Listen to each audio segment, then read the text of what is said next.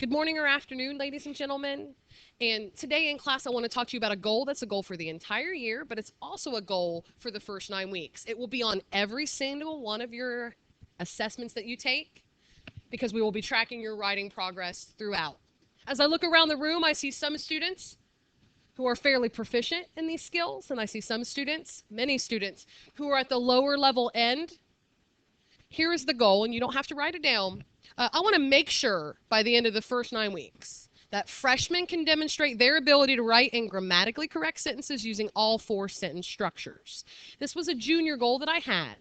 And we might have students who at the end of the first 9 weeks can perform this skill and they'll perform it all year. We might have some students who it takes a while to perform these, but your scores in writing, one of the areas that I score in is your ability to use sentence variety. And so if you get a low score off of your first writing sample, that's an area where most all students have a lot of room to grow in and can improve in and improve their grades.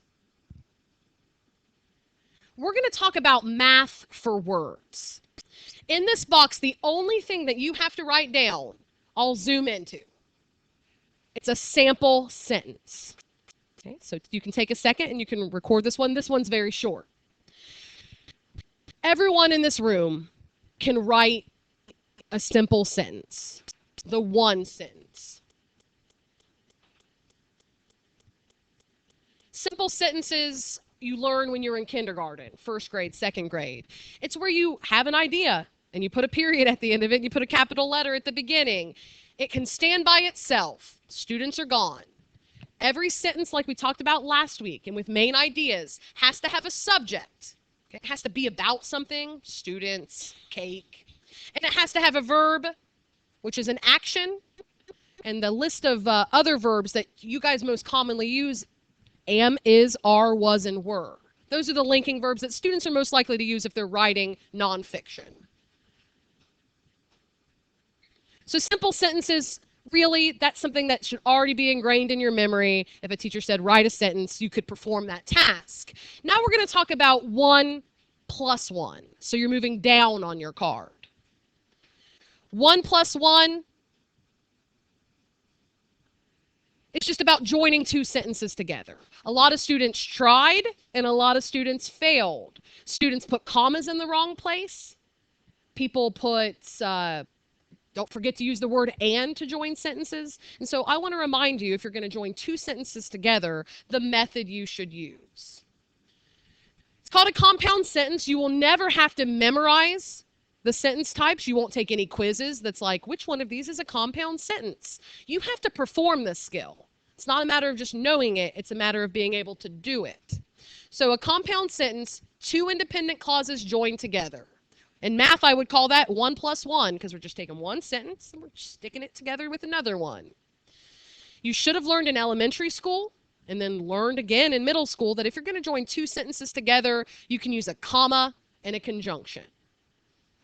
Fanboys are our commas. For, and, nor, but, so, yet. And is probably the most common for high school students as a conjunction. And if you ever wondered what this little button was on your keyboard, it's called a semicolon. But its only job, it only has one job in the English language. It joins 2 sentences together. So if you want to cheat, instead of using a comma and the word and, you could glue things together with a semicolon right quick. This is your sample sentence. And you can always tell where the plus sign is in the equation because it's a comma and a conjunction. So always look at where the sentence is being joined together. I don't have to know what the sentences are called. That's one sentence. But I need to be able to use the variety of them. I had a student named Miranda Wilt 2 years back. Sarah Wilson, Miranda Wilt. And those girls loved to write and they improved a lot. But what they did was something illegal. You're not allowed to put any more than that together. So 1 plus 1 is as many sentences as you can join at a time. I've had students in my advanced comm class try to join 8 of them together. They just kept going on and on and on. Miranda, Will, and Sarah were famous for their triple sentences. They would join 3 together. They would be guilty of 1 plus 1 plus 1, but you can only join 2 at a time. That's your limit.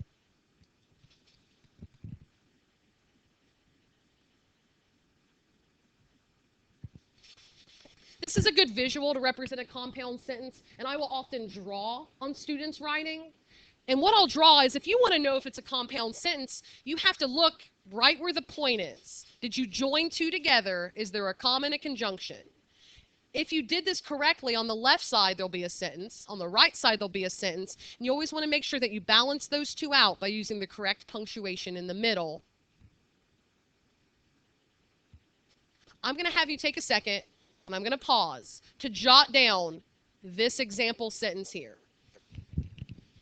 The next two types of sentences are arguably much more difficult because they're going to require that you learn some new piece of information to be able to build these kind of sentences. This next kind of sentence we're looking at in math is called 1 plus 1/2. But it doesn't matter. The 1/2 could come first. 1/2 plus 1. Just like in math, it wouldn't make a difference. The answer would be the same. Complex sentences have one sentence. See? A 1. And they also have something that you're going to learn about called a subordinate clause in them. Oh, and it sounds fancy. You don't have to memorize what a subordinate clause is. You just have to know what a couple of them are so you can begin using them. Subordinate clauses are cause and effect. The first part of this is 1/2 because it creates a cause and effect. Because always does. Because a student picked his nose in my classroom, he wiped it under the desk. Because the region flooded, many Chihuahuas drowned. Because is a natural cause and effect word. After, since, when. There's a list that we're going to put on the back of different clauses that you can use to make those cause and effect relationships.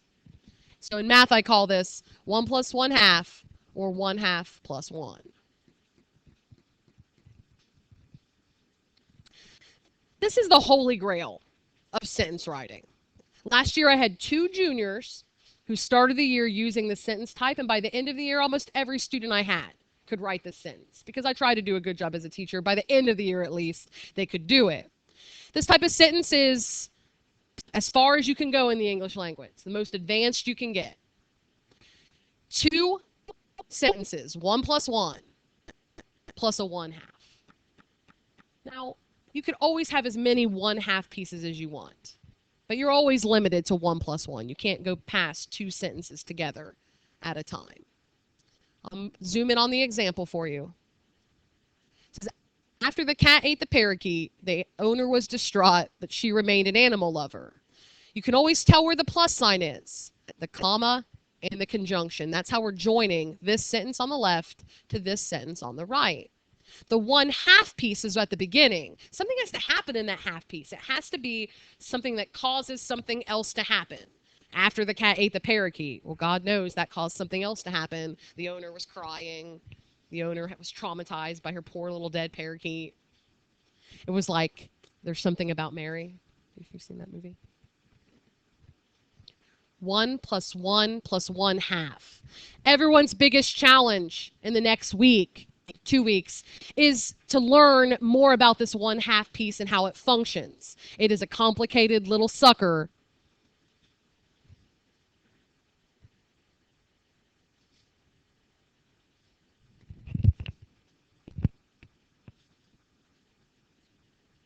Is there anyone who still needs me to stay for a second? The last thing that we need for our index card, for our cheat sheet, which we will certainly be talking more about, is to flip over to the back side. I'm going to let you have a choice at this point because we could really spend the next 15 minutes creating a huge list of subordinate clauses, but there's really only a handful that people use. I'm going to ask you to choose 10. I'm going to bring up a list. What I want you to notice about all of these words, okay, and you pick the 10 that, don't pick random ones. Pick ones that actually seem like you might be able to use them in your writing because you're going to. These are all cause and effect words. Because is one I think everyone should take. Choose 10 of these words for your back card and for the points I'm going to give you for this card. And then when we're in the lab and you're like, I need to make a complex sentence, I'll have you flip over to the back of your card and I'll say, let's start with one of these words.